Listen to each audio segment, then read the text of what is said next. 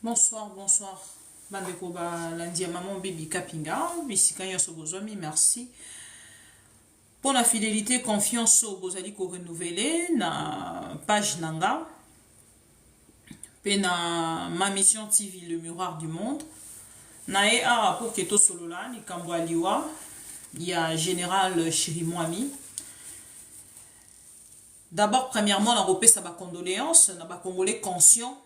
Oh, nyonso bazaki ko considérer ndeko Chirimwami lokola ndeko na bango, lokola un congolais, lokola un père de famille, lokola un congolais o azalaki na terrain o à tout moment akoki ko perdre vie na ye. Awa na ye na poko alelo to tapoter live s'il vous plaît. Nalingi moto nyonso ayebi consciemment ki azali inconscient. Allons on a live. Bato nyonso bayebi ki ba inconscient. Bolon on a live. O nyonso yebi koza inconscient. O soutenara Félix et tu sais qu'elle dit longwa na live. Bima, bima. Tout de suite, hein? Non, l'obanabino. Après, c'est 30 secondes. Bon, l'on a live tout de suite pour que Bisoto Banamakambo soit sérieux. Je ne peux pas comprendre qu'un peuple a l'inconscient jusqu'à ce point. Et puis, peuple ni ka fatigant. Bota nenge Chirimwami mi accueilli. République démocratique du Congo. Mboka mobimba epekisi ba journaliste ba pesa information ya makambo za koleka na STT. Voilà comment hein et que ko troubler bango. Tolobaki na ba journaliste ba pesa information ya makambo za koleka na STT. To bengana ki Afrique Arabia. To uti ko retirer accréditation na Afrique Arabia. Mais si qu'on a moment oyo. Nini to koloba na peuple congolais. Chirimwami akufi depuis lobi na butu. Chirimwami akomaki na Kinshasa. Bato mususo bolanda ka politique te na yebi ke boya ha mingi na TikTok. Ebele lelo na kati ya TikTok pour ke baye bana baza ba fanatique ya batu pour ke baye bana baya rapona kokumisa ya mutu A mutu B. Biso to yaka na TikTok pour na kopesa information na peuple congolais ya o eza koleka na kati ya mboka na ye. Ah, on a eu pour nous repérer cette information. Peut-être qu'il y a des Congolais. Oh, bah, yébité, Chirimwami yango azanani. Parce que beaucoup de Congolais, bazara na bonne information à mambo kate. Tant musu bazo tout na question, Chirimwami yango azanani. Chers amis, depuis mokolo ya lobi, boyebi ke affaire y a guerre entre le AM23 bar AFC Nanga bazako bunda na FARDC. Nanga azui biso bamboke belé penza. Ensemble avec le AM23. Ce qui toye na télévision pour que tu pèse information. Le gouvernement et Félix et tu sais qu'est dit. Balobi bakanga minoko ba journal. Moi ni nega ba chaka boy. Bangonde batu bacha peuple boy. Bangonde batu bache ba journaliste donc la presse congolaise. La presse nationale, Basuki na presse nationale, te baketi na presse internationale, ils n'ont plus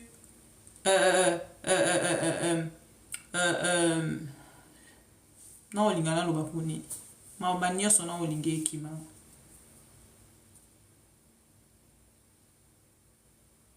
Et na moment otokoloba Félix et tu sais qu'est dit na bande na ya ba aventurier ba vandi na part na bango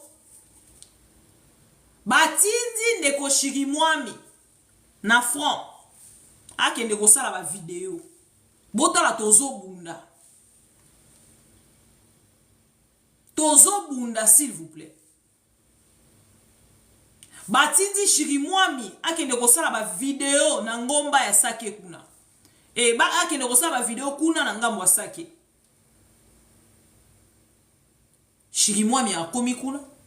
Pour na bato ba yebi Chirimwami te Chirimwami azali moto ya remplaçaki gouverneur Constant Ndima azalaki gouverneur militaire ya Nord Kivu.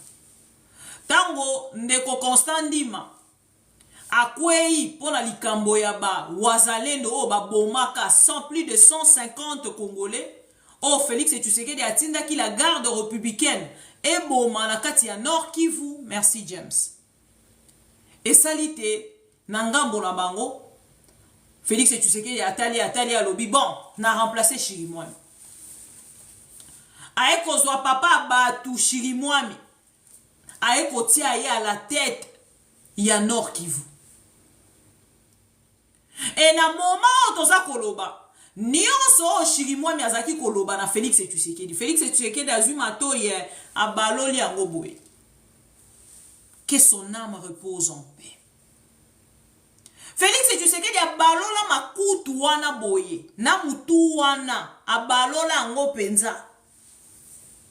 Aboya koyoka ba conseil ya batu nyonso bayebisi Félix Tshisekedi.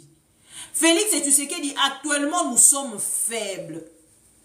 Soki tolobi to continuer bitumba oyo, to ko continuer ko kweya, ba ville ko continuer ko kweya, et Goma ezali en danger. Monsieur Félix Tshisekedi, esengeli yo négocier, papa, négocier.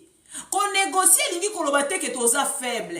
Et lingi koloba kaka ke to reculer, to négocier. Lokola bango bazara ba spécialiste en tout.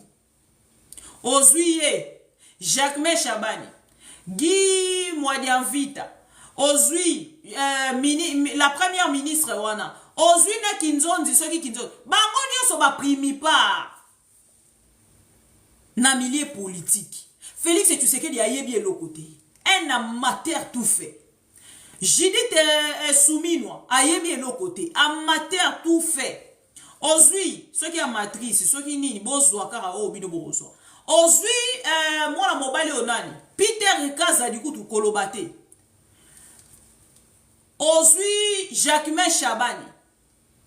Ozui, Guy Mwadianvite si natangi. Ce qui otangi batu wana nyonso. Baza autour ya Félix Tshisekedi. Basali na nou réunion moko boy wana. Ya conseil ya défense. Basali bango nyonso tititi na suka nango ale.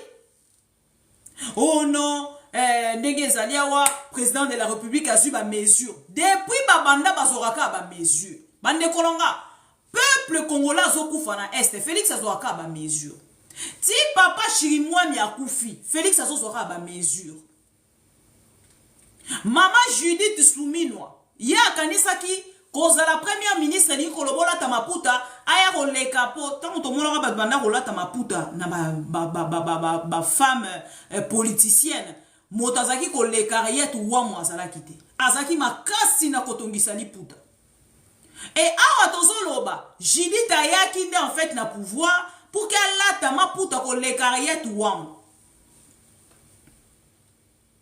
Et ya kanisa ki koza la première ministre za kolata maputa batongela liputa ce qui pas ziko création et ce qui pas nani tout ça et tout. Karine Mpala ainsi de suite. Et à se rendre compte que elle est nulle plus que Félix Tshisekedi Mokonzi nae.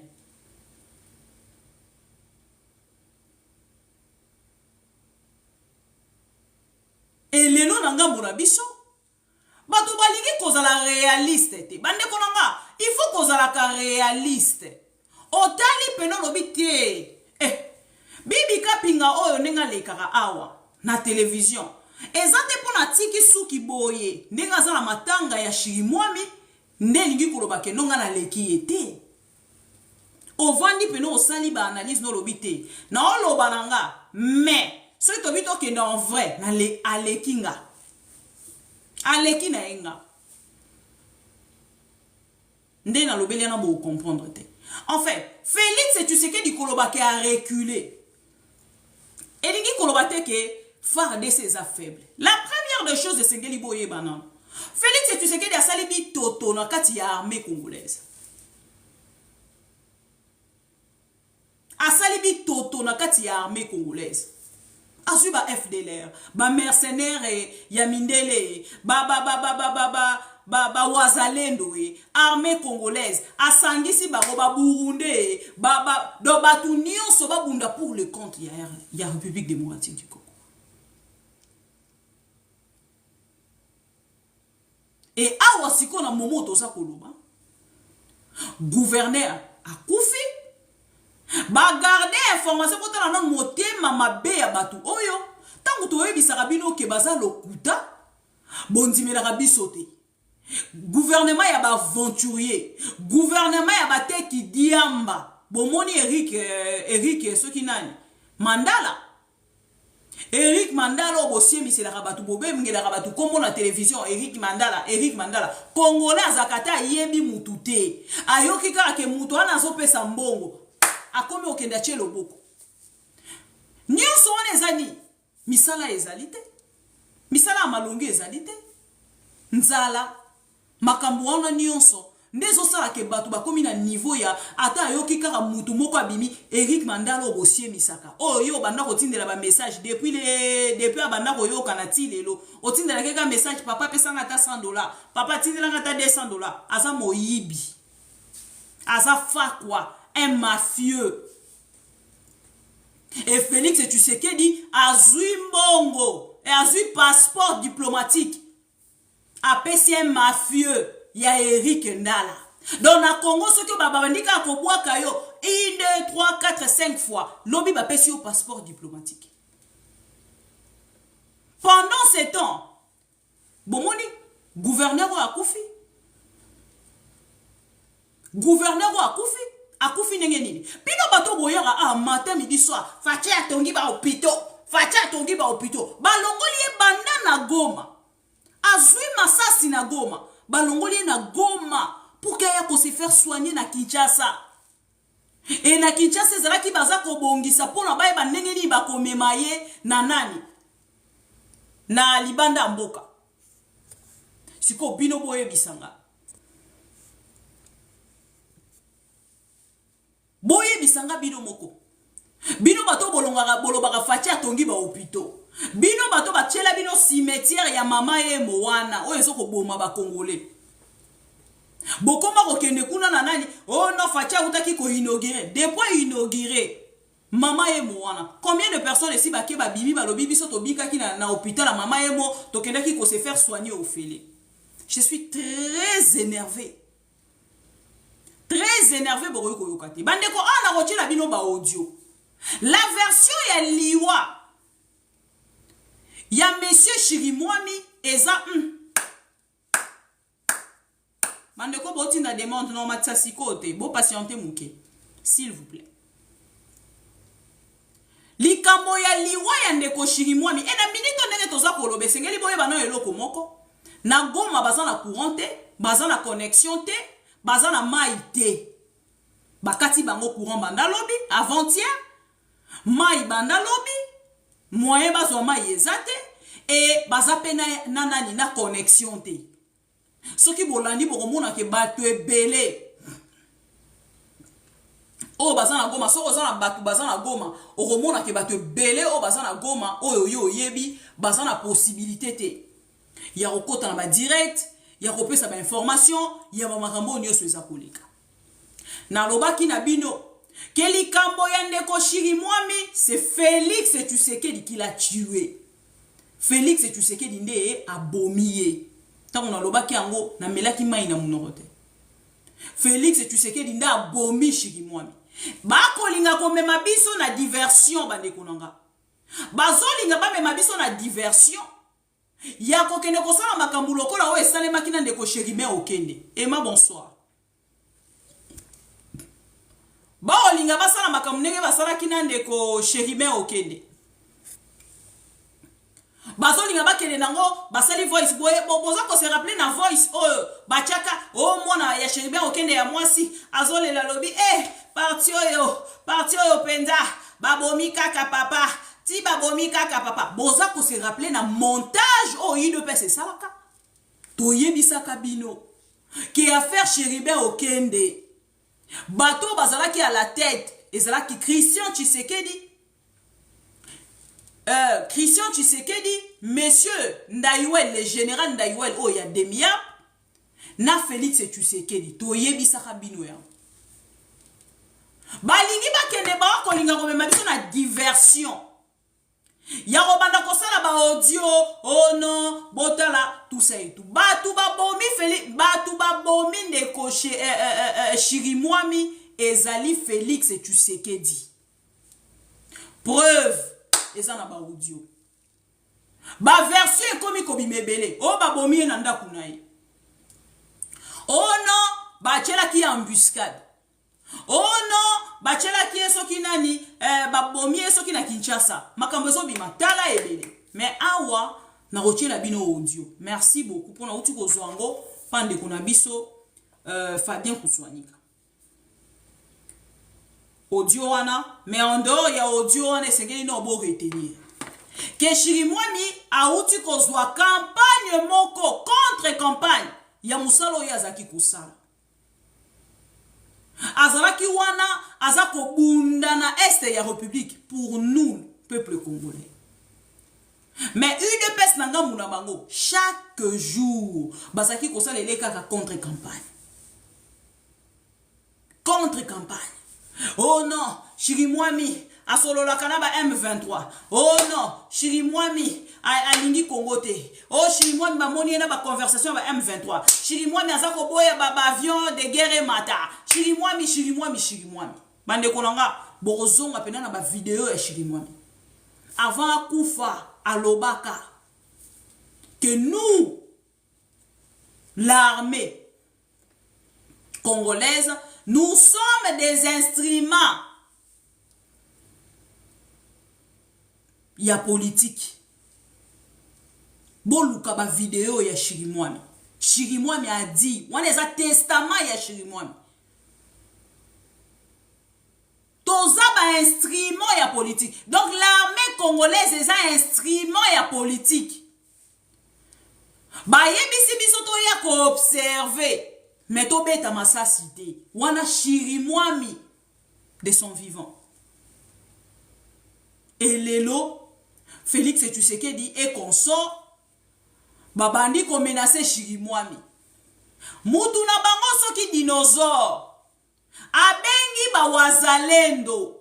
ba wazalendo na téléphone na kobenga ba wazalendo na téléphone ayebisi ba wazalendo mais nini eza ko se passer ba wazalendo babandi ko yebisa oh non Chirimwami ye mutaza ko boya ba vieux mata ndenge eza boye soki tolali tolamuki tokoki komona lobby Goma ekwei jiku garçon wana lobi non sans effet Goma ekokweya te tokosambela pona bino bande kolonga l'Israël combat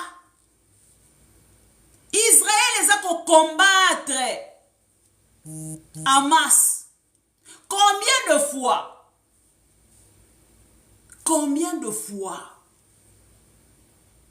Ah namoni bo excusez-moi pardon.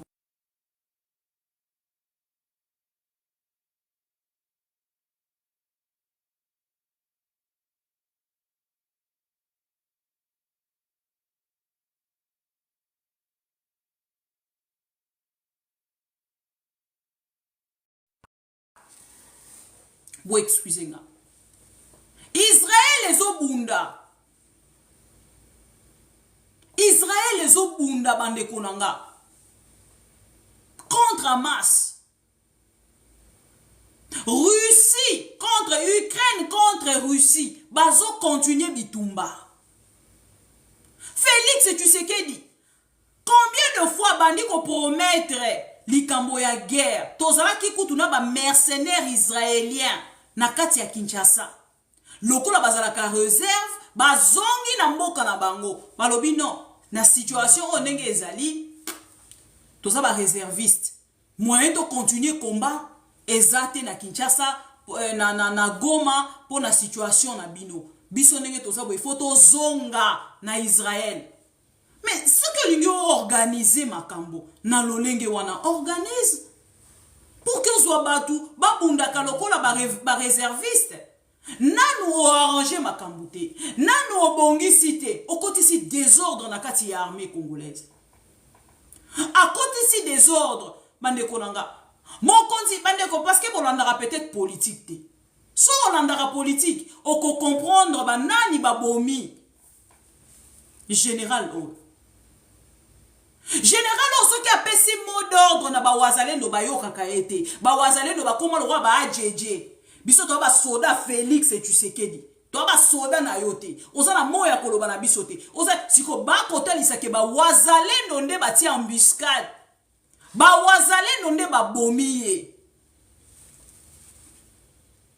Combien de fois Félix et Tshisekedi a promettre à un peuple congolais qu'il y a qu'au sala, qu'au déclarer guerre contre le Rwanda. Tel est l'autre qu'il a déclaré guerre. Bandeko, boko yoka ba audio ya ba proche. Il y a M. Chirimouane.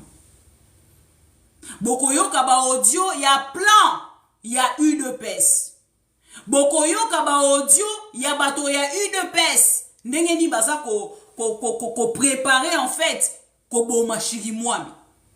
Donc zomona mutu abengi na téléphone lobaka kasikoyo ndenge zawana nani aza ko organiser ba shit ya sake batanga ka kombo Chirimouane. Donc une personne appelle déjà avec intention ya koyoka ka ba ebisi que non Chirimouane mutu aza ko bumbisa biso Chirimouane nda aza très do batu nyonso bango bachaka. Et en plus de cela oh, eza ko choquinga plus que tout. Ezali nini. Ce qui me choque dans cette histoire, eza que Chirimouane azali gouverneur de la ville ya Nord Kivu. Mais baza ko accuser que yende moto azali ko boya ba avion matalikolo.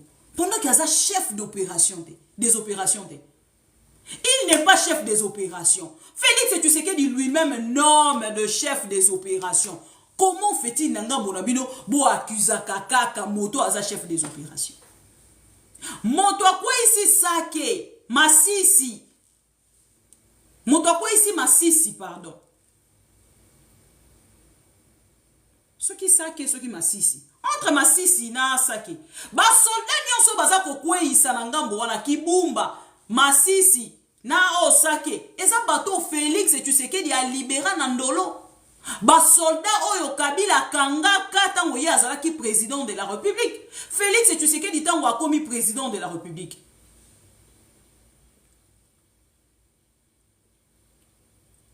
Ayemba na moka bandi ko libérer batu wana nyonso pour qu'ala kisa bango que non biso tozali ensemble na bino. Bokoyoka audio ya liboso. Voilà, un ancien gracier. Merci beaucoup, Grâce. Donc, bateau Félix Tshisekedi a fait sa bango grâce présidentielle. Il a gracié toutes ces personnes-là. Lelo bango na bazongi na bango na musana na bango ya kala. Ba continuer na bango na nzela na bango bazaki. Voilà, Minova, pardon. Minova na Masisi. Moto kwa ici Minova. Komba Minova ngwe kimaki.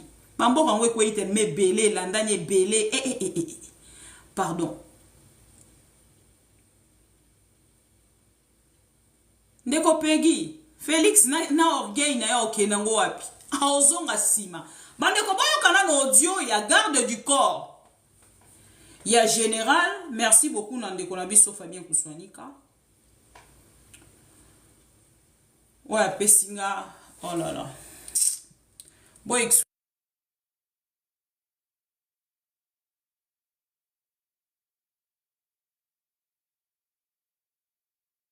voilà. Boka audio.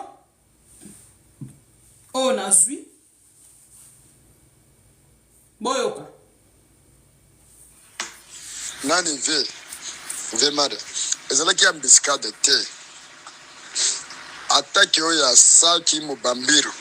Basuda so ba kimi na ba commandant région na ba général nyuso na ba commandant régiment ba kimi mokonzi ayoki abito kei to kende kosunga bango.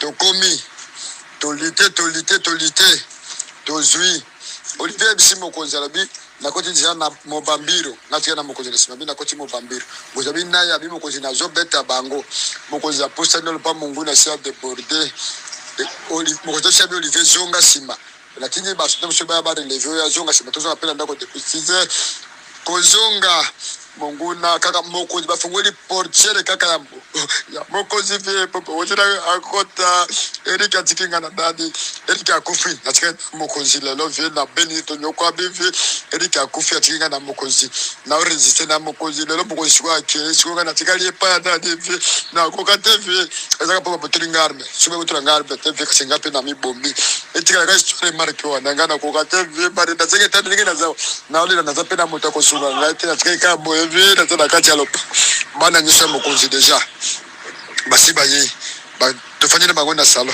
bazo da bi papa bosongo papa erika akufi papa akufi siko yo ukotia biso wapi venga na combination na biloko na yo kande bana baole la venga na combination suka bota na kutongana dibikita sivya kutiko kufa e kritika ka Nicolas Poso alibumu e kritika Nicolas Poso alibumu michopope bimite ba memive jete yeka butu via matia via na 4 ya komi Kinshasa na bengi tosoli na vie ibo songo siogope chunga lopango yangu pia na batoto yangu ata M23 na ingia kwa lopango siogope nitawia kenye nitabafanyisa kisha tutatosha familia yangu meko maneno babika ngabi vya kufi papa ngara komira suka pena ngebe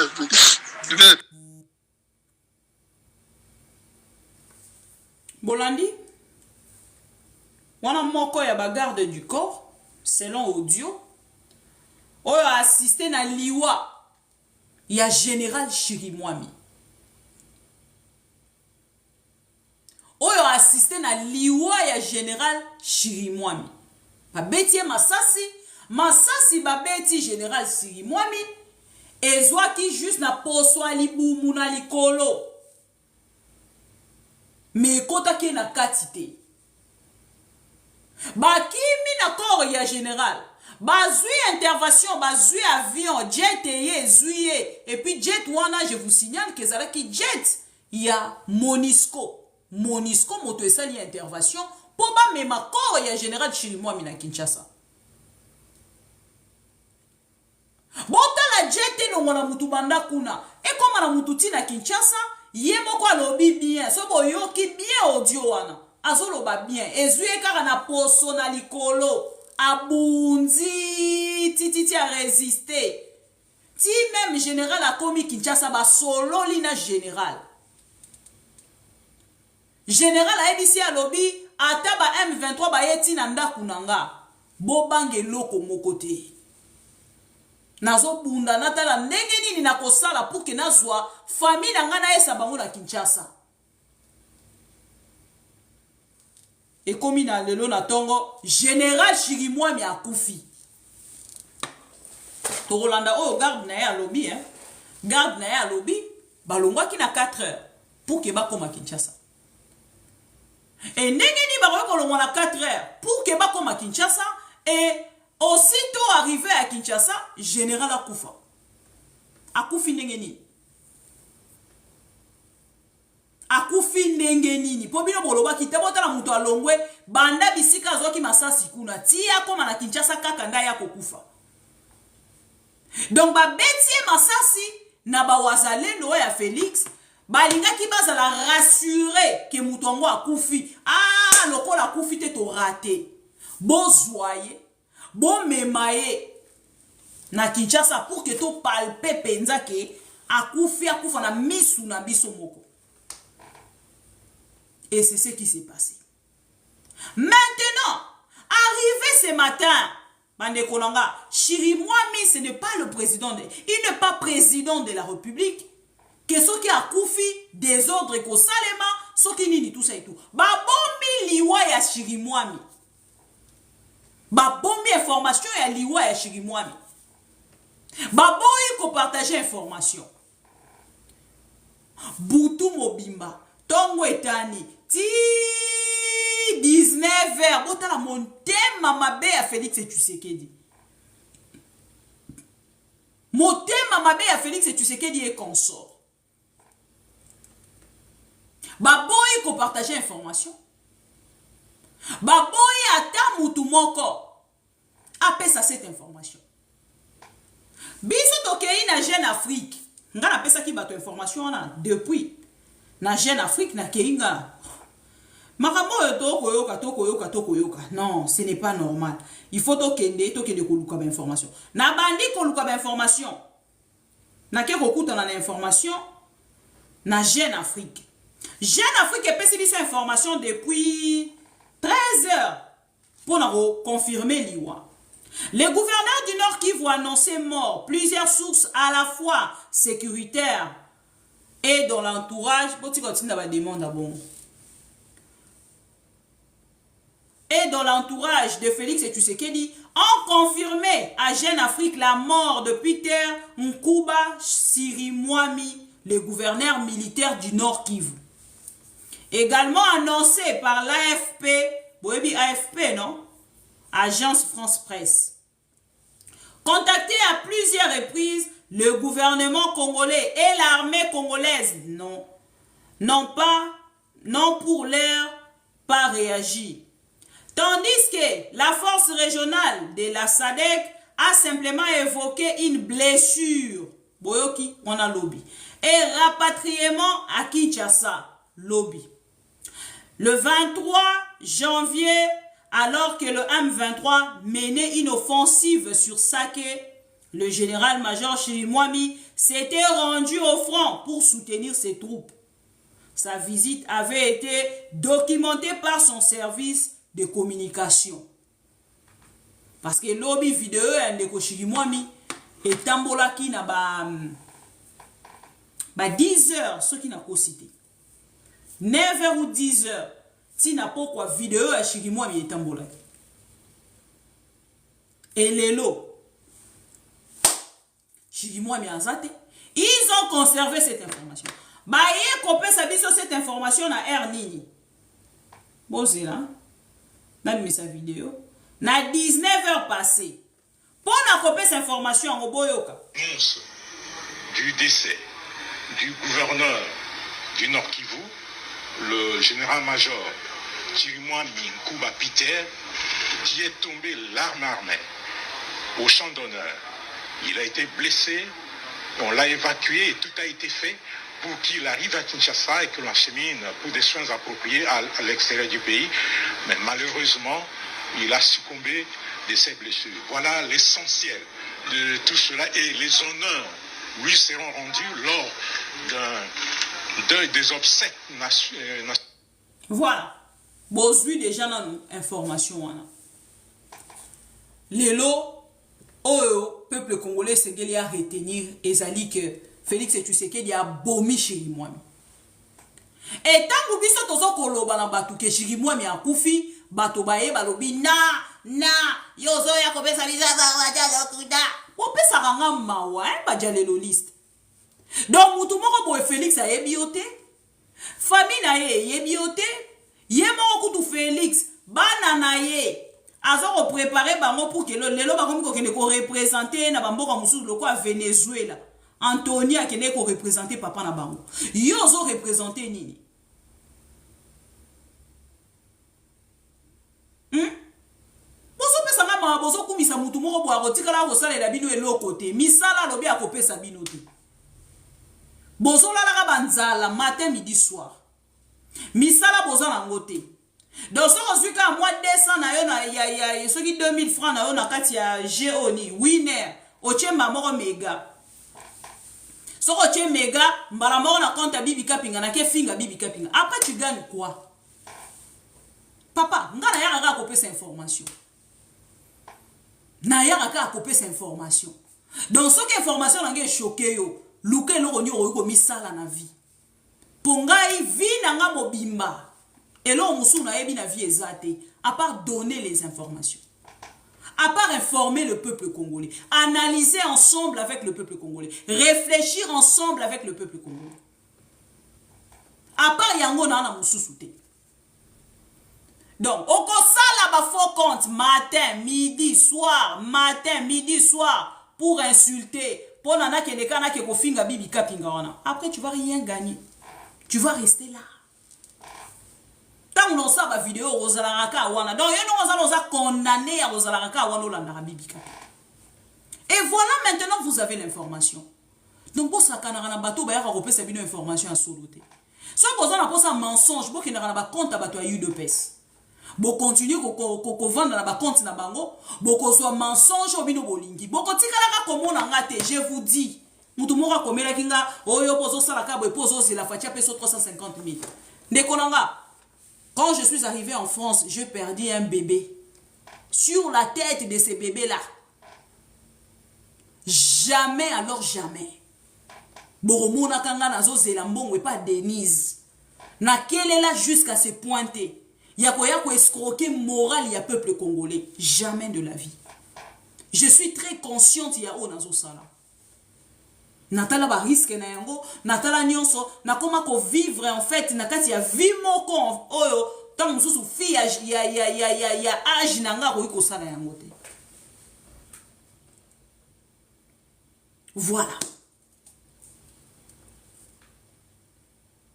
yo Félix a mérité amour nga amour nanga muto a mérité ngo c'est le Congo ce n'est pas Félix Tshisekedi toi donne ton amour à Félix Tshisekedi moi l'amour que j'ai c'est pour ces trois couleurs ce n'est pas pour Félix Tshisekedi donc otika la zoba vino mobimba parce que yo amour oyo zanango c'est pour Félix moi l'amour que j'ai c'est pour le Congo voilà et là moko ko retenir na mituna bino yango donc bref pour la webisa bato nyoso balandaka nga tant boza komona bato yo ba ko soutenir Félix Tshisekedi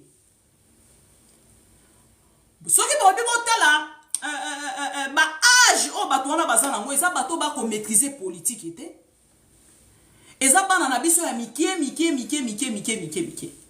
ba yebi politique ete baye na bango ka ba fanatique ndenge ba kozala ba fanatique lelo ya ba faire gola ya ba fali pupa pour que aye bana ba mona kata compte na ye mais nous autres ce n'est pas le cas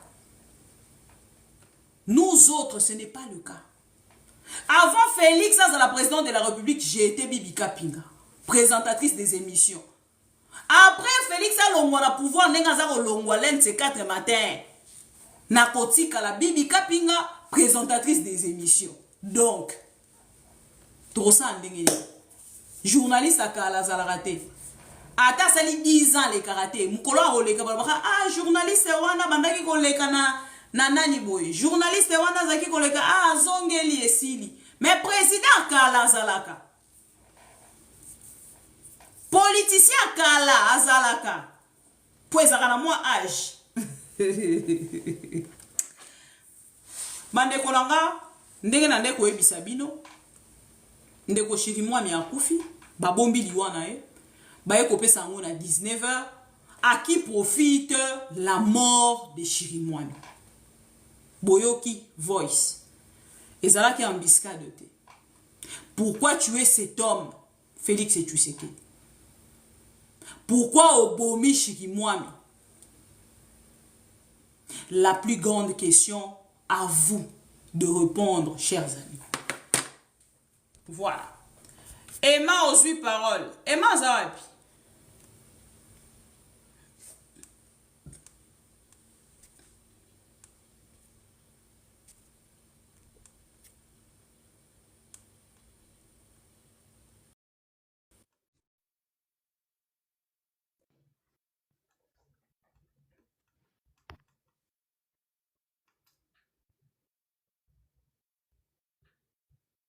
Alors, grâce aux 8 paroles, à qui profite la mort du général Chirimwami?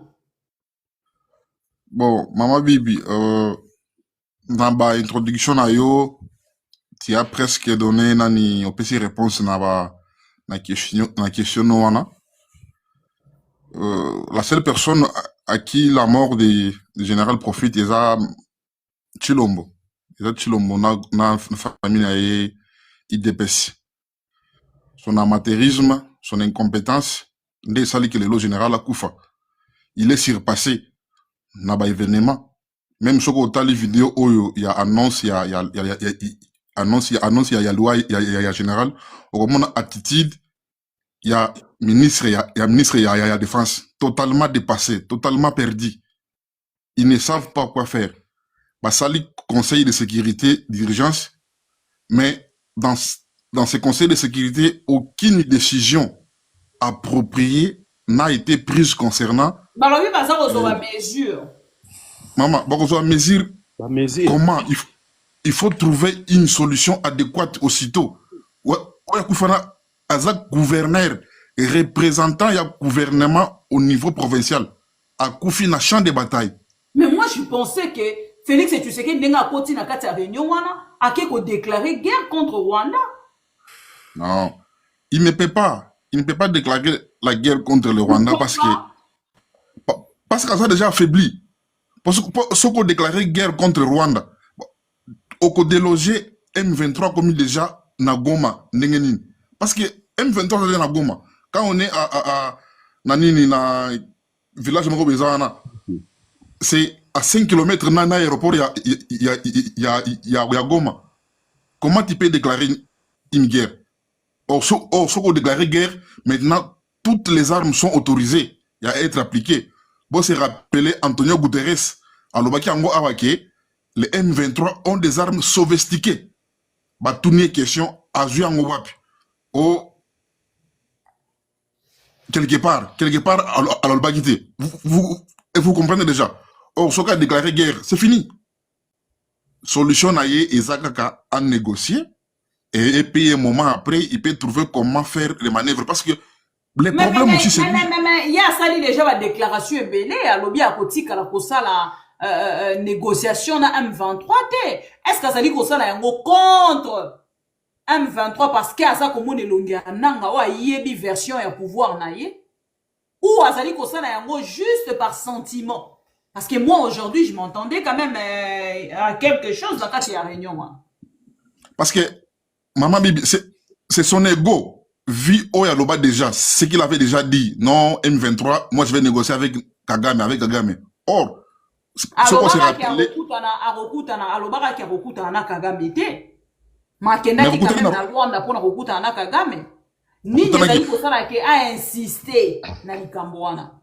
Bon, Chilo Mazoko insisté à Solana Kagame comme porte-parole bien moutia M23 n'engue Bazoko accusé discours na ce qui est aussi vrai parce que depuis Kabila c'est toujours Kagame. Mais ce qu'on s'est rappelé bah débat autosala ont déjà passé. Kagame ne va jamais parler au nom de M23. Il ne va jamais parler au nom de M23 officiellement. Et puis vu que Fatia Lobaki déjà, moi je ne vais jamais dialoguer avec le M23 Maintenant, il se voit dans la posture où son gars qui dialoguer na nanga.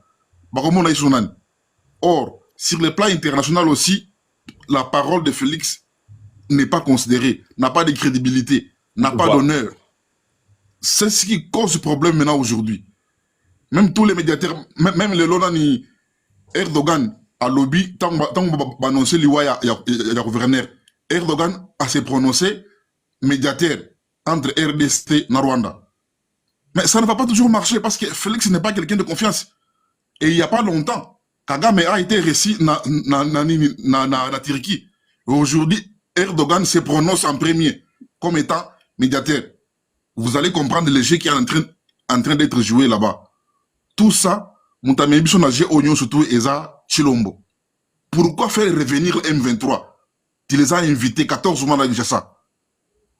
Pourquoi faire conclure les accords commerciaux avec Kagame? Il y a raffinerie, il y a or.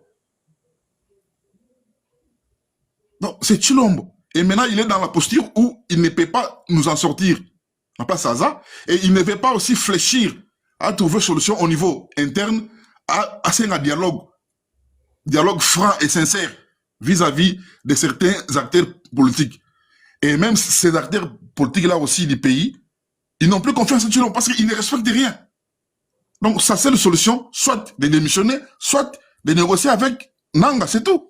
Mais il y a ça concentré dans le changement de la constitution. Au monde que pendant que biso to ko lela makambo zo ko lekana na est bango bazali na centre nganda. Baza ko louer centre nganda actuellement pour la préparer le lengeni ya ko changer constitution. Moi j'ai une grande sœur Azana Goma.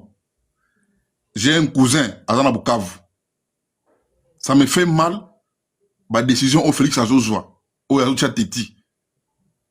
Parce qu'aujourd'hui, c'est évident. Autant de déclarations communiquées, il y a Jean Lorenzo. Alors que pour le moment, il n'y a plus de solutions militaires. Il n'y en a pas. Il n'y a pas de solution militaire qui est de négocier. Il n'y a que des solutions politiques. Et bah, c'est conseil de sécurité. Il y a ONU. Et bah, répondre bango, lundi. Lundi, c'est Moussika. Lundi, c'est Moussika. Et les vies continuent à tomber.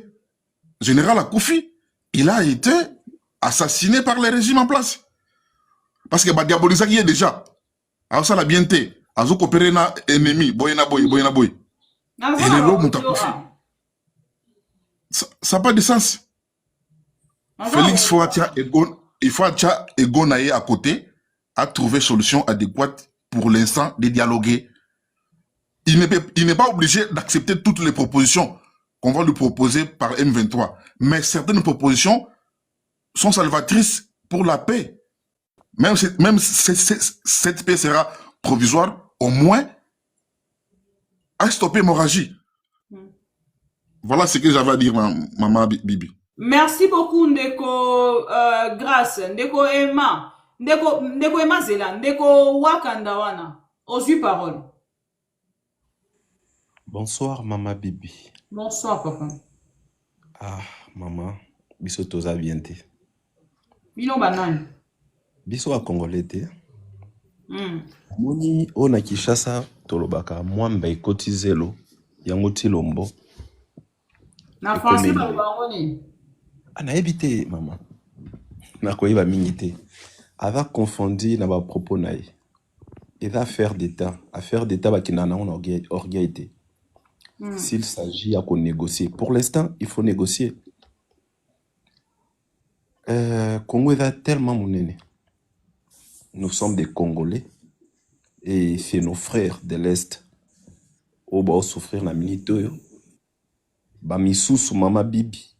Ba na problème même yako atterrir na Goma. Parce que je ne crois pas que Turkish ou Kenya Airways au kitia batnaewana au kitia bavionai.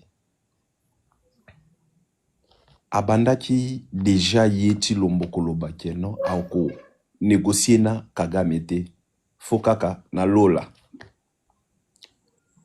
Vous allez comprendre que même pas 5 ans, même pas 3 ans a changé Maloba. Pour l'instant, on a besoin de Kagame. Pourquoi? Alors, il faut tout naïe, qu'est-ce qu'il veut de son peuple? C'est un marionnette, Félix Tshisekedi. Moi, je préfère ce qu'on va négocier. Biso, peuple congolais. Biso, total alsus oeza lelote parce que maman bibi na este imieza ezangi mena Kinshasa nzala embouteillage salité bat bazo kufa chaque jour kokufa neza ya nzala na ya insanité Kinshasa komi solo mama nazomona elongi ndengo ozo nazomona pasi na ona elongi ndengo ozo yoka mawa ya mboka na yo. Je peux bien lire ça. Oh Kinshasa yo tikaki ya quelques années et baby lisusu makasi. Je viens d'être là il y a de cela même pas 6 mois. Si pour les Congo, il est obligé de négocier, sinon, tout éviter. Avant obligé à négocier. Merci. Merci beaucoup, Ndeko Wakanda. Ndeko Joe, parole. Merci beaucoup, Maman Bibi. Nalandaka mingi na intervention na yo. Vraiment, nous devons lutter pour notre pays. Et loko na moni na ndenge bandeko bazoloba to négocier. Oui, on peut toujours Tshisekedi accepter négociation pour la paix. Mais na modèle situation na 6 ans au Tshisekedi asali na mboka na biso. On négocie pour la paix selon la constitution du président de la République. Donc, ye atika la kaba bokonjwana mais akosala ka ndenge asala ka makambo na yebi kolonyonso. Lelo andimi ba négocier kimi ekoti lobi ya baluki abandi ko boma ndenge oto boma général yao. lobi aye lisusu abomi susu chibe soki nani oyo ndeko na biso ya droit de l'homme akufaki bamindele baoccidentaux baza na confiance na ye ata moke te. Comment se fait-il lelo oyo bakuto ndima makambo ya Tshisekedi andimi ko négocier et puis atie signature na ye batu bakolanda makambo wana kene Tshisekedi a négocier, il va respecter ça. C'est bien d'accepter de négocier, mais dans quel objectif? Pour qu'il soit encore au pouvoir? Regardez tellement que de façon mboka ekomi lelo oyo. Kinshasa, partout, nzela ezate. Nzala na ba population batu bazo kufala ma malade ba malaria tout ça. Donc pour na ye ezako tala ye l'autre côté. Chaque fois que déplacé au territoire moko ekei. Chaque fois que déplacé, président Nini a voyagé plus de 150 fois dans 6 ans. Président modèle Nini otozana est vraiment. Donc on a eu essayé de négocier. On peut négocier, mais quel rôle ni rôle de Nini yeti sekedi ya koko ko assumer le sous yo biso peuple toko en espoir que non voilà. On peut avoir un peu d'espoir parce que quelqu'un qui a l'espoir azana na vie, mais rôle de Nini ya koko jouer sous na mboka na biso en tant que dirigeant oyo toko en espoir que demain on va toko la bien. Rôle Nini ya koko jouer. T'as 6 ans, oyo, t'as la ndenge mboke koufi. Ezaka Kinshasa, t'es partout. Même celui dans son propre village. Muto bandaka nanu, ata avant nanu o tonga balabala. Bandana na ta na toilette na, bandana ko bogisa ta ndako na wesi ko lalaka. Mais eloko mon côté dans ce pays, il n'y a rien qui marche, il n'y a rien qui marche. Mais quel est le rôle maintenant?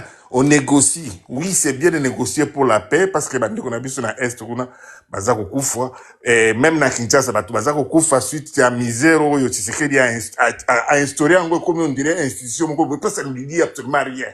Bazako mais là champagne na ye, azok boka no eza en guerre, ozok de kotala match na Dubaï. Ton pays est en guerre, ok kotala match na Dubaï puis aux ton nani wana yo ba sifaka na stade ozana wana maboko pour bien yo président de la République. Ukraine est en guerre na Russie. To moni président ukrainien ndenga zako tambola partout zako tambola so so moni na ba veste zako sillonner monde monde. Ils disent les Rwandais nous attaquent, les Rwandais qui déclare la guerre? Qui déclare la guerre? Il a dit lisez dans mes lèvres. Une fois, ceux qui n'ont eu caca, bam, Nangoma, j'attaque. C'est quoi, ton général, ton représentant, Oyo, Auto Koufande, qu'on a vu sur Koufa, wana général, wana. Ezra attaque, moi, nega si à son dola naeba, déplacer des guerres, bazango, bazo Koufa, na bango mikolonyon, so Ezra tawana te, mais ton propre représentant, Ezra kola, moi, na yo, bétier massas. Mais, agissez. Escar Mouchi qui réunissent le Parlement et le Sénat maintenant, bah ça que tu sois comme ça, à déclarer guerre. Qu'à un moment donné, tout le monde a que c'est exagéré. Autre que le bawana makambo ya général aloba qui ko la testament na que y azali instrument de la politique. Vous avez jamais suivi cette vidéo? Vous n'avez jamais suivi? Non, je ne l'avais jamais suivi. C'est toi qui viens, je viens de le suivre là. Ah ben non, attends, je vais vous faire ça. C'est une bombe à vidéo, ma caisse. Lui, il est un instrument de la politique. Oui. Il ne peut pas attaquer. Il a dit ça? Oui. Général Chimom, il a dit ça? Oui. Maintenant, vraiment, est-ce que Tshisekedi peut, nous pouvons avoir l'espoir que Tshisekedi peut arranger quelque chose dans ce pays? C'est bien de négocier. Chimom, il a dit ça? À tout moment que Chirimo Madingaki a quoi ça? Mais na confirmation ni goto ba wana mbala liboso na yo kango. C'est ça solo. Papa Dieu, c'est ça solo. Et puis na ndenge goto lo ba wana, moi je pense que selon wana avec réserve que ce monsieur là ezali suite ka makambo to lo ba wana au sein de l'Union sacrée de l'IDPS, il n'a pas été. Alors, nous a pas demandé de venir attaquer, on nous a demandé d'observer les systèmes. Yoka. Vous savez Oui, que Nassau. l'armée, c'est l'instrument de la politique. Nous nous comportons en fonction des instructions du politique. On ne nous a pas demandé de venir attaquer, on nous a demandé d'observer les cessez-le-feu. Si les M23 tiennent à violer les cessez-le-feu, c'est leur problème. Ça sera vu devant tout le monde et au niveau international qu'ils ont violé les cessez-le-feu. Mais nous, de notre côté, nous faisons notre travail en respectant les instructions de la hiérarchie. À la question sur la... Voilà. Bazo C'est ça. respecter Au la président instruction local, et la hiérarchie. eza lokola opesi soda. L'armée est l'instrument de la politique. Eza lokola Lelo oyebisi baloba soda. ke non Chirimwami abandaki kolinga komatisa minduki te. Audio wana boyoki yango kutu te. Nachela bino yango pe. Babandi kosala campagne contre Général Chirimwami. Bolanda. Oui, oui, vraiment. Je te dis que je dis ceci. Demande de barre à l'heure où je vous parle. Je dis ceci. Est-ce que tu peux m'expliquer? Oui. Tu peux m'expliquer clairement la ville ou bien les territoires qu'ils ont récupérés est sacrifié par qui? Par quel commandement ou bien par quelle autorité qui a fait que non, ce territoire-là puisse tomber? Ce territoire qui puisse tomber, c'est gouverneur Chirimwami. Le gouverneur Chirimwami, quand nous sommes en train de battre l'ennemi, ils nous disent qu'ils veulent à ce que l'avion de guerre puisse monter. Quand nous attendons, l'avion de guerre ne monte pas. Il vous a dit que non, il va faire monter les avions de chasse et ils n'ont pas eu la chance de monter les avions pour intervenir. En tout cas, les avions de chasse n'ont pas monté. Moi, j'étais sur terrain, j'étais avec le gouvernement, j'étais avec vraiment et avec beaucoup des autorités, mais les avions de guerre vraiment n'ont pas monté. Précisément, maintenant, vous êtes où? Vous avez fait les replis jusqu'où? Nous avons fait les replis au niveau d'Enzuro. Au niveau d'Enzuro, c'est à proximité de Goma, donc c'est à 5 km de Goma. Goma et Minova, c'est combien de kilomètres? Goma et Minova, je pense que ça peut être au moins 15 kilomètres. Qu'est-ce que vous voulez que je dise au chef de l'État maintenant? Écoute. Un civil, hein? S'il fait tout moyen possible de faire monter les avions de guerre, vraiment, nous aussi, nous pouvons faire tout moyen possible de déloger ces rebelles-là qui sont au niveau de Minova et autres entourages. Moi, je vous demande de prendre courage, prenez courage. Vous êtes des autochtones, vous êtes des pères et des mères. Il faut combattre votre... Kaka langage yango wana kadiosa. Tous les jours, kaka langage, le même langage. C'est là, papa. Et puis, on va aussi motiver. Alors bien, on va vous soutenir dans des prières. Je vais faire des rapports au qui des droits et je vais vous revenir encore pour vous donner quel est le message qu'on va... Boka, qu'est-ce qu'ils vont faire aujourd'hui? Boka. Oui, vraiment, aidez-nous comment...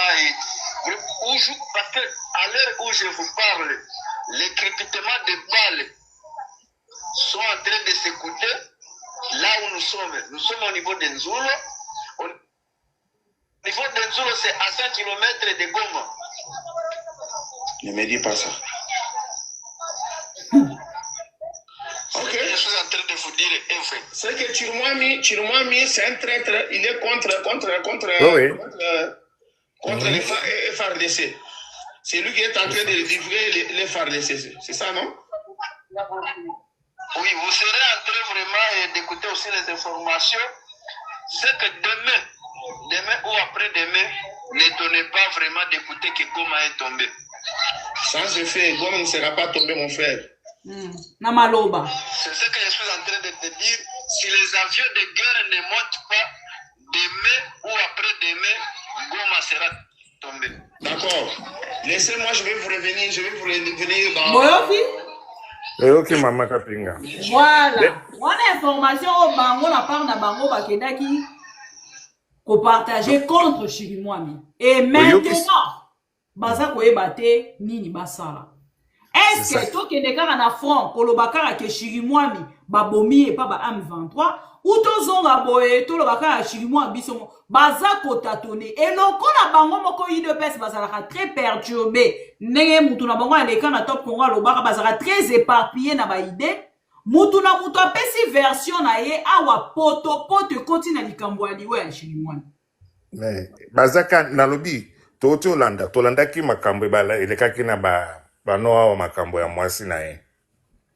O alobaki ke azalaka wana aza premier conseiller ya mobali na ye. Alobi eza na likambo moko ya muke otoko olobake no asala boye okomona ye moko asali na ndenge mususu. Tolanda wana ba réseaux sociaux makambo soki Sandra pibiaki wana. Tolanda ki yango. Tshisekedi bakoyebisa ya asala boye même ba conseiller na ye. Bako préparer les discours à kuko sala soki alinga sala meeting tout ça bako préparer alo baboye akomi kuna alobi makambo mususu parce qu'on accuse souvent que non est-ce que Tshisekedi azana ba conseiller est-ce que Tshisekedi azalaka il a des conseillers mais il est autre c'est-à-dire que doit éviter si c'est le pouvoir qu'il a enivré ceux qui mbongo wana ba avion ici mbongo azana maladie alors les alindeng wana donc et quel espoir que nous pouvons... On négocie bien, oui. C'est ça ma question que je me pose. On peut bien négocier, mais après négociation, si c'est que certainement la Constitution est exact qu'on peut ça droit à la présidente de la République. Mais est-ce que à la présidente de la République, à Corigné, à Ndima, qu'on appliquer l'accord Bassignaki? Et puis, nous, le peuple, qui voyons comment est-ce que cet homme-là, pendant 6 ans, la façon de gérer Mboka. Est-ce que tu as un espoir que demain, après, ceux qui m'ont ici, à cause tu as un espoir que le lendemain, le sous-lendemain, tu vas bien? Regardons le pays, nous sommes des à qui profite la mort? La mort profite à qui? Ce sont eux-là qui l'ont assassiné. Garde au publié nan audio ya garde corps ya général alobi na yunu asolo na général na Kinshasa ya zana Goma mais comme quand est-ce que Yakufaki il est mort à Kinshasa il est mort à Kinshasa et qui l'ont tué bato bango ba yebi ce sont eux qui profitent de la mort du général son gars est en train de pleurer à reconnaître que solo na général Bobanga le côté ata M23 c'est comme nanda ko Bobanga te à solo parce qu'il y avait même la possibilité à Koloba mais si quoi ba fandi kimiati 19 de beko ça communiquer ka kufi à qui profite la mort? Ce sont à eux qui l'ont tué qui profitent. Oui, parce que maintenant on va choquer à ça mouton azala ki na biso à kufi tout de suite bopé ça peuple congolais information bopé qui s'y presse. Et l'obalisou marabwa STT. Son après cette information marabwa ST, il y a vrai, il y a réalité makambo eza koleka, babengi yo étranger, babengi yo traître. Et ils sont en train de manipuler le peuple à ce point, juste que le peuple va perdre conscience. Maintenant, avec le travail que vous êtes en train de faire là, oh Moussala Boza Kosala Wana, le peuple congolais a commis éveillé. A commis discerner le mal ou le bien, où est le mensonge, où est la vérité. Ne pensez pas que ce que vous faites là, que les autres qui sous le dos d'un canard, non. Mais donc, les autres côté dans les Congolais, c'est quoi belé. L'IDPS a pris le pouvoir en utilisant les mensonges. Que tout le monde au Congo qui n'est pas de leur obédience est un étranger. Même leur pasteur Roland Dalo. Babenga qui a commis ce qui soudanais. Ils ont pas si papa Dieu. Donc maman nakiti ezo salanga passe mi nazana mboka te naza musika na Amérique mais quand je suis des informations en mboka na biso ça me fait très mal au cœur. Mboka na tika ki yango boité et surtout la gestion du pays bazo gérer mboka on dirait mutata bon gestion lui-même l'a dit avant son investiture qui n'a jamais géré la situation ya est gestion ya armée. Armée nationale. Il n'a jamais géré même son propre foyer. Comment est-ce qu'il peut gérer tout un pays? Ah, tu as tout dit. Tu as tout dit. Lui-même, il a dit, ce n'est pas nous qui... C'est tout ce qui restait pour clôturer l'émission. Oui, il a géré, il n'a pas géré, c'est sa femme qui gérait le foyer. Mais quelqu'un qui n'a jamais géré une maison, un foyer, comment est-ce qu'il peut gérer tout un pays? Congo, ils allaient, ndenge azalaka zako bima na Bruxelles wana bimi di banda kotera baninga na ebake batambole tambole bamere masanga ici la zonge na ndako mwasi na pese biloko ali alali. Il n'a jamais travaillé quelque part. Il n'a jamais eu nani moko ya responsabilité quelque part. Il y a encore des autres mon civil qui dit qu'il va dire au président de la République batinda ba avion. Bango ba kotinda ba avion ne ko bombarder. Goma na esika na bango ba o ba M23 bazana minduki ba ko mettre ba ko neutraliser ba avion na soki ingé mat. Ko moto voyager akei Suisse ba tiki na sima masisi ekwe minove ekwe akei na e Suisse. Ba komi kobele bon c'est songé yeba na mboka. Zonga Congo e zonga Congo na zongi. Mais azongi wana mission ezaki azonga Congo te mission ezalaki donc de Suisse aleki na Afrique du Sud et pas chrétien aleki pas chrétien après mbaramoko nde kozonga il devait rentrer à Kinshasa ezaki nde dimanche nde azonga Kinshasa après ko fêter samedi na chrétien de konaye ndenge batu ba nde azongi Congo wana azu ba mesure banda bandi kozwa mesure ba mesure ngo kozwa pantalon to mona kateke sike pa kangaki uzu ba mesure otongi pantalon esili c'est toujours des mesures mais non quand même maman Bibi vraiment merci so on a live lobby now merci mbote bino nyonso bande kwa congolais mama wana mitema merci maman Bibi na parole c'est que nous aussi pour lobby yango tozalika pour compléter ba détails ya mike. Je crois que général Nabiso kufa après avoir découvert que ezalika ka assassinat oyo préparé par Chilombo. Donc tozalik maintenant convaincu. Même si a Congolais mususu ba ko comprendre te ba pe ba ko ndimate que Chilombo nda bomisi mais lelo biso na musala oto sala ya ko dénoncer ba cacophonie à Chilombo to comprendre qu'effectivement Chilombo yende danger ya mboka na biso parce que danger zali wapi général wana yende azo représenter chef de l'état na province et puis aza militaire na ba condition na ba situation oyo nanu ya état d'urgence province ezali mais Chilombo a parvenir ko ordonner ba bomaye au moment où ville de Goma est en danger. Alors, il faut faire comprendre bandeko mususu balandaka Chilombo aveuglement que danger na mboka na biso ezali Félix Tshisekedi. Général wana olobi très bien qui a dénoncé qui bango bazali instrument ya politique mais en dehors de ça moi je suivais encore que dernièrement nini moko ebimaki ke baboya ki kopesa ba wazalendo ba munitions pour que ba défendre Masisi. Alors, bango bandako funda nde général oyo yende aboyi ko pesa bango ba munitions. Or général azalaki ko dépendre na ba décision ya Kinshasa. Ce qui laisse entendre que Masisi est tombaki na volonté à l'état congolais. Alors botika Masisi est tombé par preuve bino moko botala. Masisi tango est tombaki FARDC a betaki offensive a récupérer Masisi. Mais même pas 24 heures nani ba M23 ba récupérer les sous Masisi et il le lope Masisi et kenda libela. Vous comprenez que 1 mètre vous allez perdre chaque jour. Tala na nos distances entre Masisi poko Masake. Mais pendant que Masisi est tombé qui avant Sake ya ko tomber avant Minova na mboka oyo soki bwerimana avant yango est tombé. Déjà ba communiquer na ba information zoleka na Congo na RTNC na ba Taliban ezalaika ke FARDC monte en puissance oh mais maman Bibi exactement comment FARDC azo monter en puissance to perdre Minova FARDC azo monter en puissance to perdre kutu na Sud Kivu vous imaginez ba leki susu ba récupérer Sud Kivu voilà.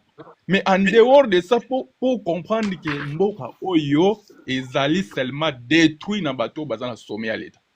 FARDC azana capacité ya ko riposter pe ko mener guerre on a peut gagner yango. Voire même ko kota na Rwanda peut récupérer Rwanda. Mais maintenant des ordres ba kotis na kati ya gestion na yango. lelo basangisi bango ekomi ba wazalendo ba mercenaires ba burundais ba ougandais donc c'est même Mais c'est ça, maman l'armée Bibi. lelo il est perdu.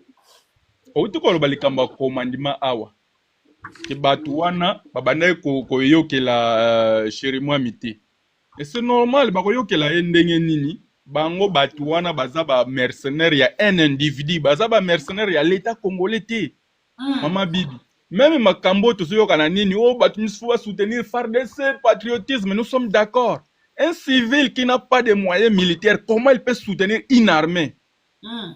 Est-ce que soki nga na sali publication na RTNC ou na réseaux sociaux na Facebook bien nini yango nde soutien à FARDC eko bakisa nini na bitumbo eza na est?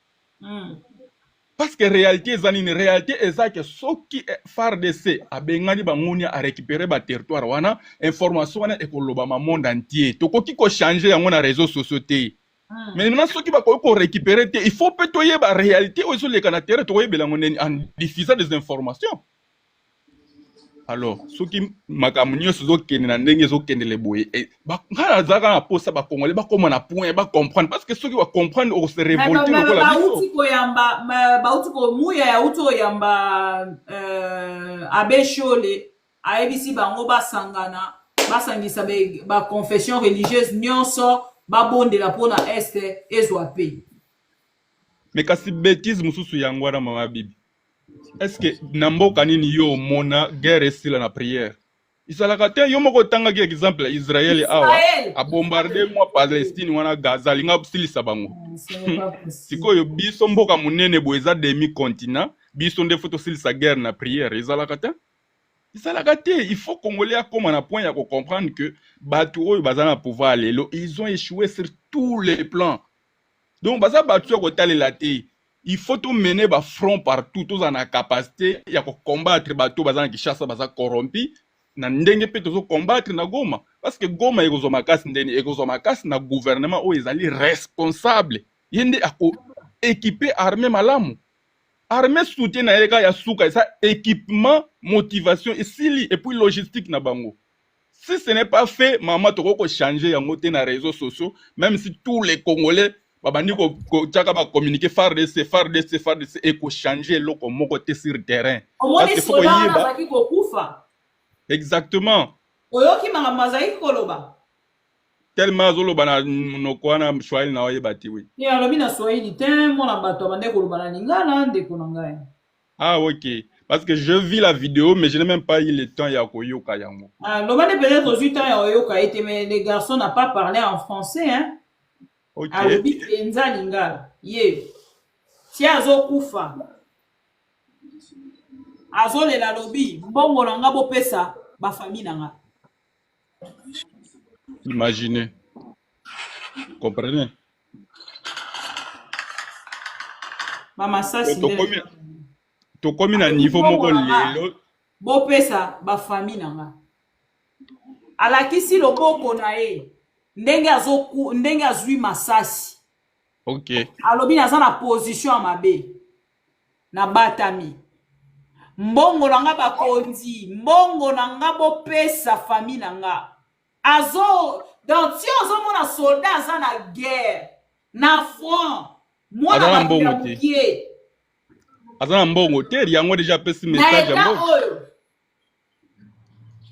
bomone nga olakisa C'était au like ça m'a kila sino TikTok ya kokata. Ah, voilà. Moi na like ça ndo ba vidéo yango isa.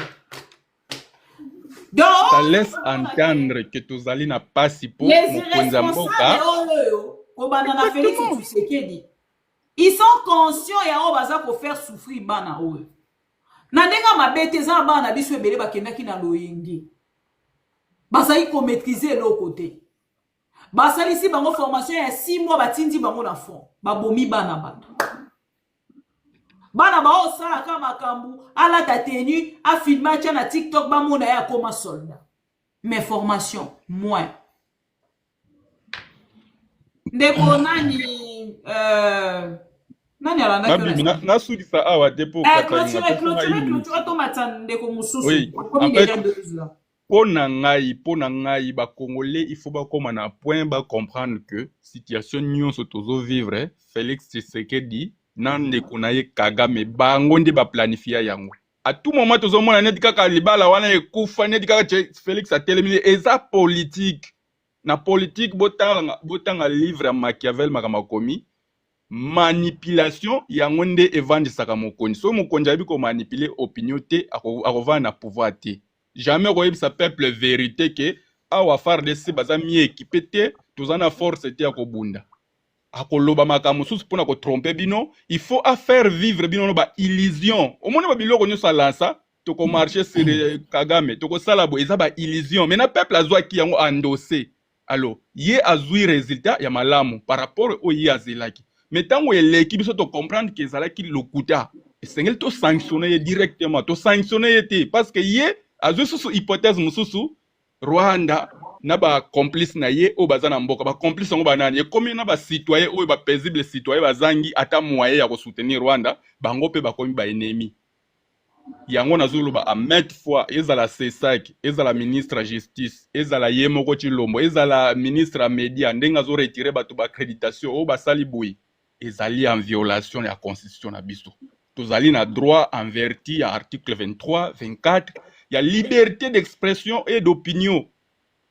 Tous a libre choix ya kosala choix ya information nini to linko landa.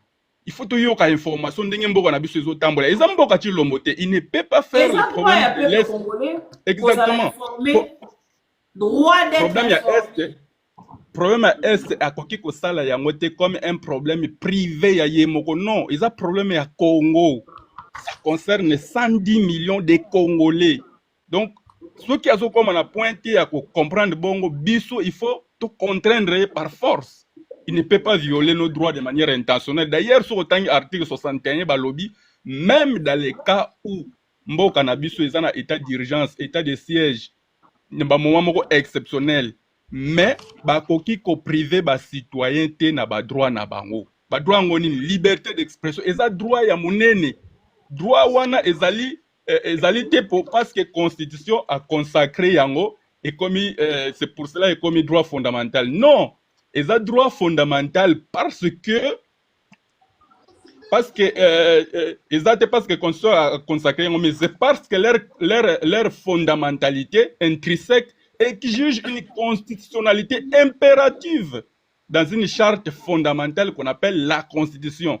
C'est-à-dire que moutoko peksaye malobate moi na kuta botami alobakana nuté mais bon premier mot na alobaka ba para bazo zelela yango c'est raison pour laquelle ba lobby okoko peksa moutoko lobate oyo ye azokanisi ce n'est pas parce que constitution lobby yango nde eloko wana e commis valeur intrinsèque non parce que fondamentalité na yango ezali fondamental mutu aloba soko privé moutoko loba wana comme mabe merci na suki wana.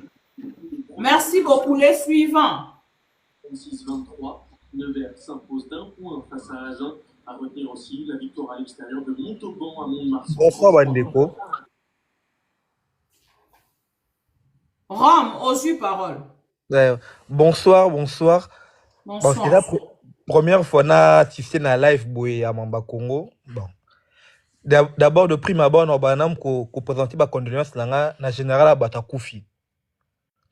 Pour la situation en Congo, moi, ce qui me fait mal, est ça.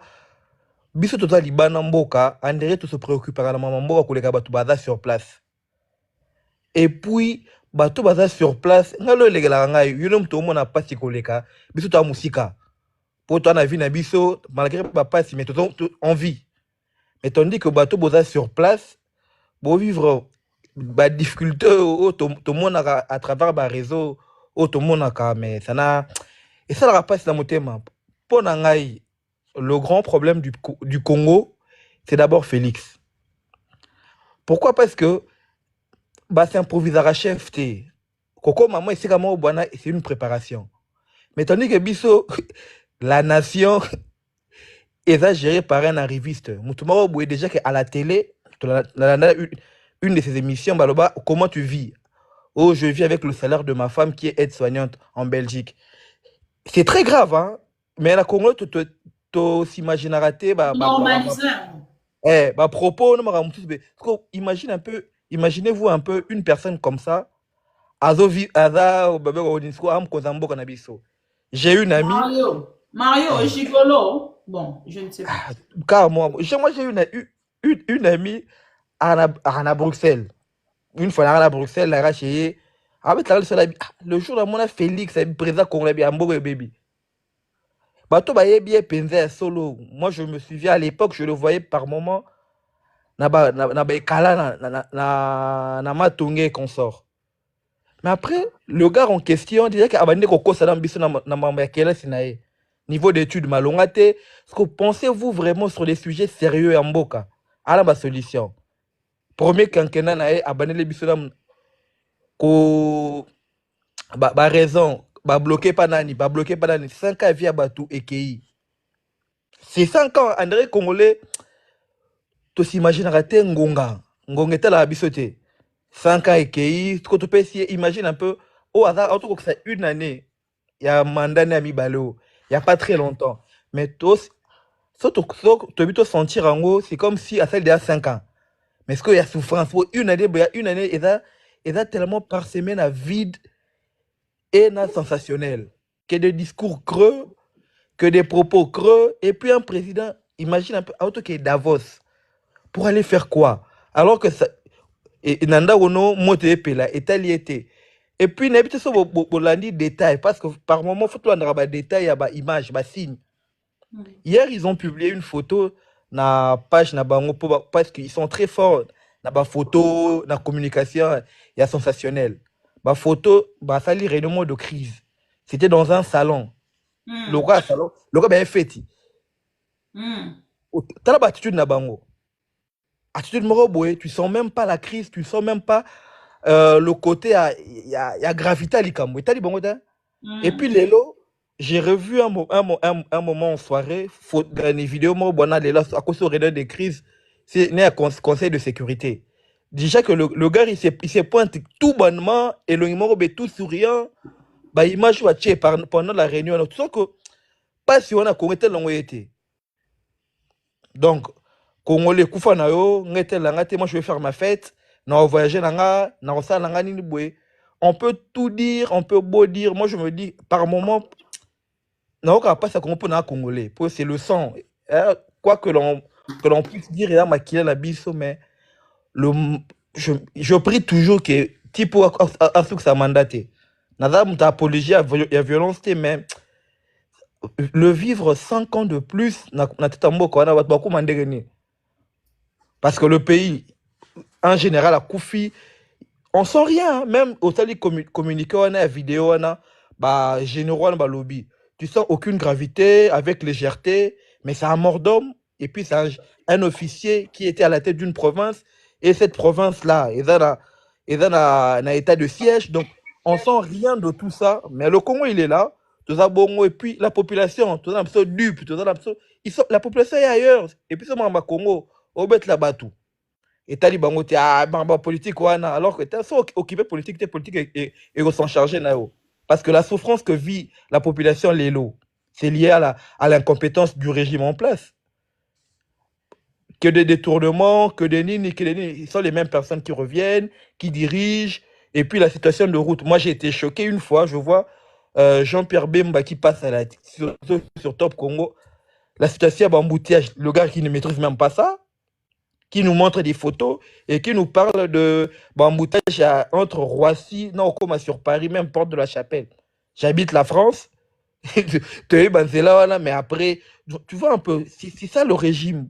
Le régime aventurier, sensationnel, alors que la justice, c'est pas ça. Donc, les vrais problèmes, tu vas retrouver la solution. Et puis, tu as comme marionnette partout dans mon Kili. Bisna biso Congolais. Si on ma situation Congo, il y a un non Congolais, c'est Kabiso. Comment le roi, moi, sujet moi moquerie, parce qu'on est toujours là en train de pleurnicher. La preuve, Macron l'a dit.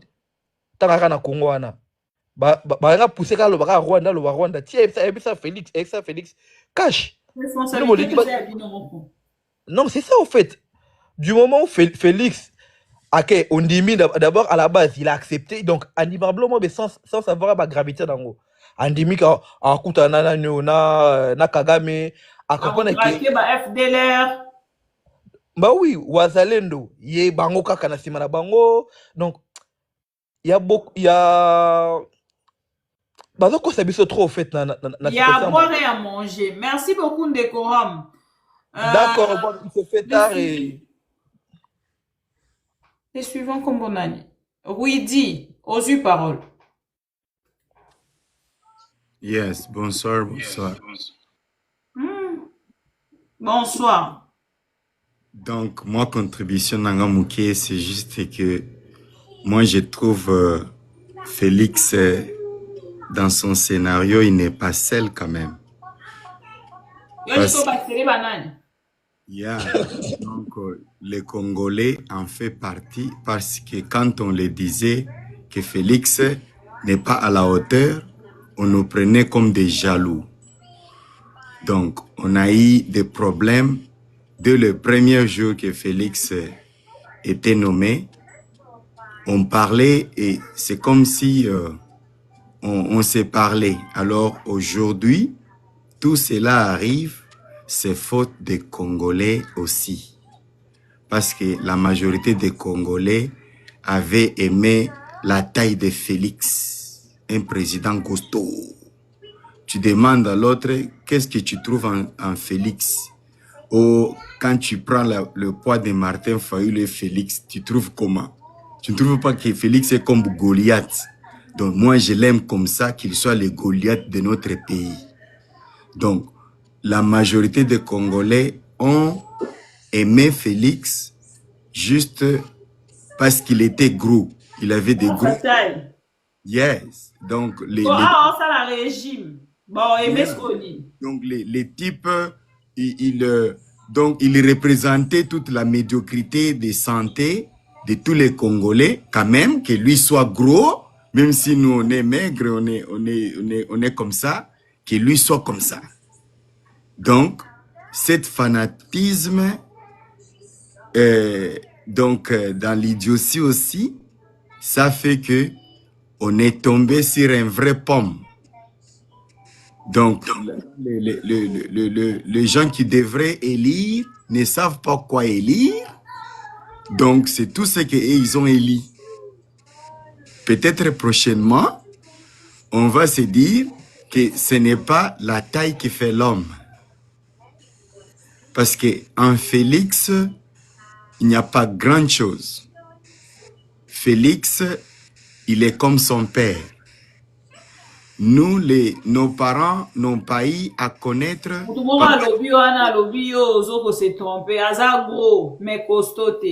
Donc, yeah, peu importe les mots.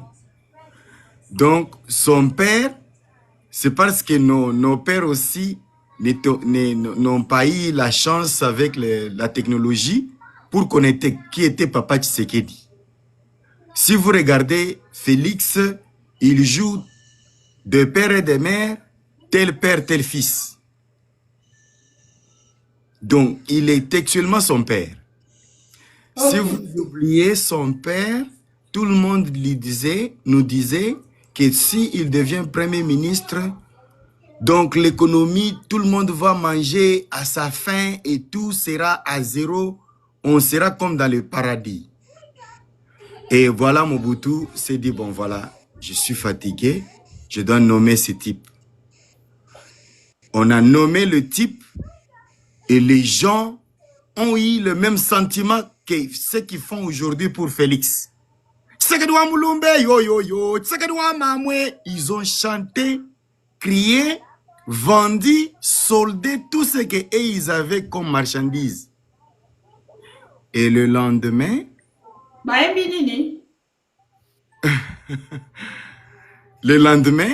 l'économie était par terre. La Banque centrale appelle Mobutu. Mobutu dit, écoute, vous avez déjà votre Premier ministre. Allez parler à votre Premier ministre. C'est ainsi que les techniciens se sont pris avec le directeur de Banque centrale et l'autre de l'économie. Ils sont arrivés chez Tshisekedi.